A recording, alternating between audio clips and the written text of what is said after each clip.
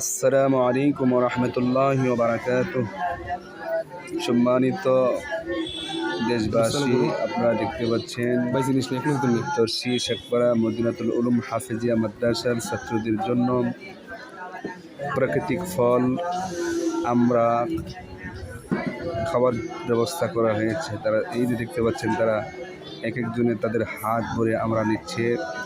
তাদের সকলের জন্য দোয়া করবেন, আল্লাহ তাআলা যেন এই সকল ছাত্রদেরকে অল্প সময়ের মধ্যে যেন ভালো হাফেজ আলেম হওয়ার তৌফিক দান করেন এবং আমলের সাথে যেন জড়িয়ে থাকতে পারে।